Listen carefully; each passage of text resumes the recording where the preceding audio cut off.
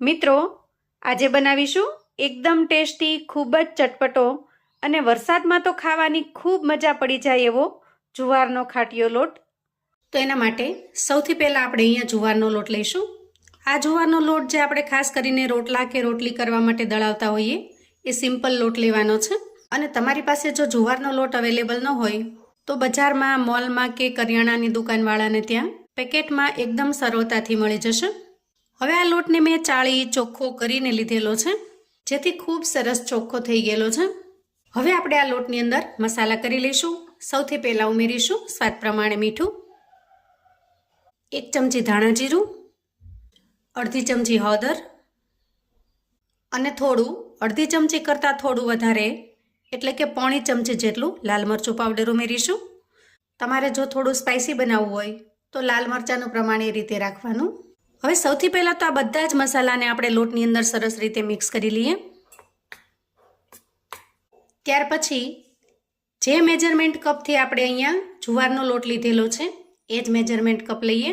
તમારે પણ અહીંયા કોઈ મેજરમેન્ટ કપ અથવા તો વાટકાને કે કટોરીને માપ તરીકે સેટ કરી લેવાનું, જેથી જ્યારે પણ બનાવીએ એકદમ સરસ પરફેક્ટ બનીને તૈયાર થાય. હવે આપણે કપની અંદર 1 કપ ભરીને છાશ લઈએ અને આ છાશને થોડી થોડી કરી લોટની અંદર ઉમેરતા જઈએ અને આ રીતે વિસ્કરની મદદથી ચલાવતા જઈએ. આમ કરવાથી લોટની અંદર બિલકુલ લમ્સ કે ગાંઠા નહીં બને અને એકદમ સરસ સ્મૂથ બેટર બનીને તૈયાર થશે. ખાસ કરીને મોટાભાગે તો જુવારના લોટની અંદર ગાંઠા બહુ ઓછા બને છે, પણ જો આ રીતે વિસ્કરની મદદથી મેળવતા જશું ને તો ગાંઠા બનવાની શક્યતા બિલકુલ નહીં રહે. જુઓ, અહીંયા આપણે જે 1 કપ છાશ લીધી છે એ બધી જ છાશ અત્યારે મેં ઉમેરી દીધી છે. અને હવે છાશ ઉમેર્યા પછી આપણે લોટની કન્સિસ્ટન્સીને ચેક કરી લઈએ. અહીંયા 1 કપ લોટની સામે આપણે 1 કપ જેટલી છાશ ઉમેરી દીધી છે. તો એમ કરવાથી બેટર આ રીતનું ઘટ્ટ બન્યું છે. અને હા, છાશ અહીંયા તમારે એકદમ મોળી નહીં પણ થોડી ખટાશવાળી પસંદ કરવાની, જેનાથી ટેસ્ટ એકદમ સરસ બનીને તૈયાર થશે. હવે આપણે બેટરની કન્સિસ્ટન્સીને પરફેક્ટ બનાવી લઈએ. તો અહીંયા જે બેટર બન્યું છે એ હજી ઘાટું છે અને આપણે એકદમ સરસ પતલો ગોળ બનાવવાનો છે. તો એના માટે ફરી આપણે 1 કપ લઈએ અને અડધા કપ જેટલું હું પાણી ઉમેરું છું અને અડધા કપ જેટલી એમાં છાશ ઉમેરી દઈએ. હવે આ મિશ્રણની અંદર જો તમે થોડી વધારે ખાટી છાશ ઉમેરશો તો તમે એને જુવારનો ખાટો લોટ પણ કહી શકશો, અને સાથે સાથે જો થોડી ઓછી છાશ ઉમેરશો તો તમે એને જુવારનું ખીચું પણ કહી શકશો. તો અહીંયા આપણે બંને વસ્તુ બની શકે એ રીતે છાશનું માપ લીધું છે. તો અહીંયા આપણે આજે જે બનાવીશું એમાં ખીચાનો ટેસ્ટ તો આવે જ છે, સાથે સાથે એકદમ સરસ મજાનો ખાટીયો લોટ પણ બનશે. એટલા માટે અહીંયા છાશનું પ્રમાણ મેં થોડું વધારે રાખ્યું છે. આપણે જે છાશને પાણી મિક્સ કર્યા હતા એ બધા જ મેં અહીંયા ઉમેરી દીધા છે. અને તમે હવે જે ઘો છે એની કન્સિસ્ટન્સી જોઈ શકો છો. અહીંયા હું તમને ચમચીની મદદથી બતાવું. જુઓ, આ રીતનો પતલો ગોળ બનાવવાનો છે, કેમ કે જો થોડું પાણીનું કે છાશનું પ્રમાણ વધારે હશે તો જ લોટને આપણે સરસ રીતે ગેસ પર શેકી શકશું. તો આ રીતે એકદમ સરસ મજાનો પતલો ગોળ તૈયાર કર્યા પછી અહીંયા બેટરની અંદર થોડી કોથમીર ઉમેરીશું અને થોડા મીઠા લીમડાના પાન ઉમેરીશું અને સરસ રીતે મિક્સ કરી લઈશું. હજી આ ગોળ જો થોડી વાર માટે પડ્યો રહેશે તો થોડો ઘાટો થઈ જશે, કેમ કે જુવારના લોટની અંદર જેટલું પણ પાણી ઉમેરતા જશો એ પાણી સોક કરતો જશે અને ફૂલતો જશે. તો આટલી તૈયારી કર્યા પછી હવે આપણે ગેસ તરફ જઈએ અને બાકીની પ્રોસેસ ગેસ પર કરી લઈએ. તો હવે ગેસ ઓન કરી ગેસ ઉપર મેં એક કડાઈ મૂકી છે અને કડાઈ થોડી ગરમ થાય એટલે આપણે એમાં 2 ચમચા જેટલું સિંગ તેલ લઈએ. અહીંયા ખીચું કે ખાટો લોટ હોય તો એના અંદર સિંગતેલનો ટેસ્ટ જ ખૂબ સરસ લાગે છે, જેથી શક્ય હોય તો તમારે અહીંયા સિંગતેલનો જ ઉપયોગ કરવો. પણ જો સિંગતેલ અવેલેબલ ન હોય તો તમે કોઈ પણ કુકિંગ ઓઇલ ઉપયોગમાં લઈ શકો છો. હવે જુઓ, અહીંયા તેલ થોડું ગરમ થઈ ગયું છે. આ સમયે આપણે એમાં મોટી 2 ચમચી જેટલું જીરું ઉમેરી દઈએ. થોડા લીલા મરચાંના ટુકડા ઉમેરીશું. થોડી લસણની કળીઓને મેં એકદમ ઝીણી ઝીણી સમારી લીધી છે એને ઉમેરી દઈએ. અહીંયા તમે લસણની પેસ્ટ પણ ઉમેરી શકો છો, અધકચરી ખાંડેલી. અને થોડા મીઠા લીમડાના પાન ઉમેરીશું. 1 ચમચી જેટલી આદુ મરચાંની પેસ્ટ ઉમેરીશું. સાથે મેં થોડા કોથમીરના કૂણા દાંડલા હતા એને પણ પીસી લીધા છે, જેથી ટેસ્ટ ખૂબ મસ્ત બને છે ચટણીમાં. તો હવે એને ઉમેરી દઈએ અને સરસ રીતે મિક્સ કરી લઈએ.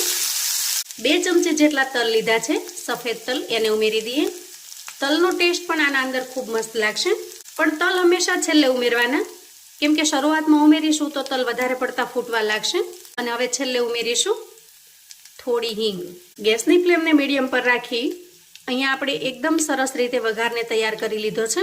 તો ત્યાર પછી આપણે તૈયાર કરેલું મિશ્રણ લઈએ અને આ રીતે ચમચીની મદદથી થોડું ચલાવી લઈએ, કેમ કે નીચે જો લોટ ચોંટી ગયો હોય, બેસી ગયો હોય તો એ સરસ રીતે મિક્સ થઈ જાય. અને હવે વઘારની અંદર આપણે લોટ ઉમેરી દઈએ અને ત્યાર પછી ફટાફટથી આપણે સ્પેચ્યુલાની મદદથી એને ચલાવતા રહેવાનું છે, કેમ કે જો થોડી પણ વાર લાગશે ને તો એ નીચે લમ્સ બનવા લાગશે, ગાંઠા બનવા લાગશે. અને અહીંયા લોટ ઉમેર્યા પછી ગેસની ફ્લેમને આપણે એકદમ સ્લો ઉપર લઈ લેવાની અને સ્પેચ્યુલાની મદદથી સતત ચલાવતા જવાનું છે. અહીંયા આજે મેં જે રેસીપી બનાવી છે એને તમે જુવારનું ખીચું કહી શકો અથવા તો જુવારનો ખાટીયો લોટ પણ કહી શકો છો. પણ આ રેસીપી ડાયટ કરતા લોકો માટે અથવા તો ડાયાબિટીસ વાળા લોકો માટે એકદમ વરદાનરૂપ છે, કેમ કે ગમે એટલી ખાવ કોઈ પણ નુકસાન કરતી નથી.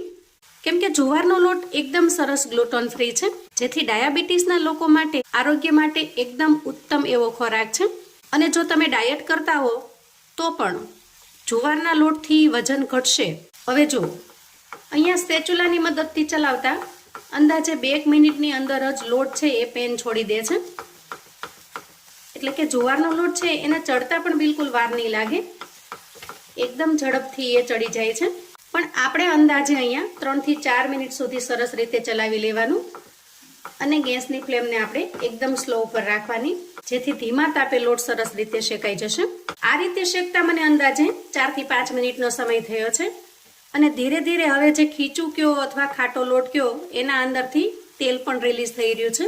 જુઓ તો આ રીતે લોટ છે એ થોડો ગ્લોસી દેખાય, થોડો ચમકવાળો દેખાય, એના અંદરથી તેલ છૂટું પડતું હોય એવું લાગે એટલે સમજવાનું કે લોટ એકદમ સરસ પરફેક્ટ રીતે પાકી ગયો છે.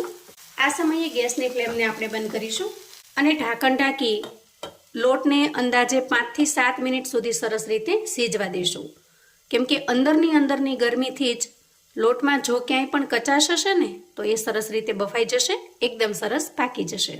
અને હવે 7 મિનિટ પછી ઢાંકણ ખોલી લઈશું અને લોટને સરસ રીતે મિક્સ કરી લઈશું. તો અહીંયા આપણો એકદમ પરફેક્ટ રીતે જુવારનો ખાટીયો લોટ બનીને તૈયાર છે. અને જેમ જેમ એ સરસ રીતે સીજતું જશે એમ એના અંદરનું તેલ પણ સરસ રીતે રિલીઝ થતું જશે.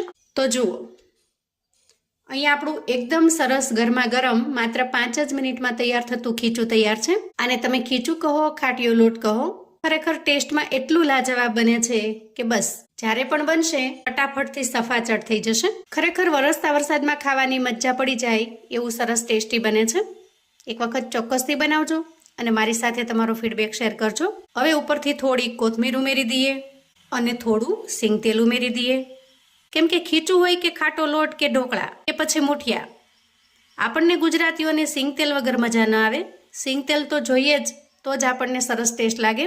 અને ઉપરથી ઉમેરીશું થોડો મેથીયો મસાલો, જેના વગર આપણને ખીચાનો ટેસ્ટ બિલકુલ અધૂરો લાગે. આવું અવનવું જાણવા માટે અને મને સપોર્ટ કરવા માટે ચેનલ પર જો તમે નવા છો તો પ્લીઝ ચેનલને સબસ્ક્રાઇબ કરજો. વિડીયો ગમે તો લાઇક અને શેર કરજો. અમારા સગા સંબંધી મિત્રોને પણ આપણી આજની એકદમ સરસ આરોગ્ય માટે ઉત્તમ એવા જુવારના લોટના ખીચાની રેસીપી ચોક્કસથી મોકલી આપજો, જેથી એ લોકો પણ બનાવીને તૈયાર કરી શકે અને આ રેસીપી એમને ઉપયોગી થઈ શકે. કમેન્ટમાં મને ચોક્કસથી જણાવજો મિત્રો, આજની કે ખાટિયા લોટની આ રેસીપી તમને કેવી લાગી છે. ફરી મળીશું એક નવી રેસીપી સાથે. ત્યાં સુધી આવજો મિત્રો.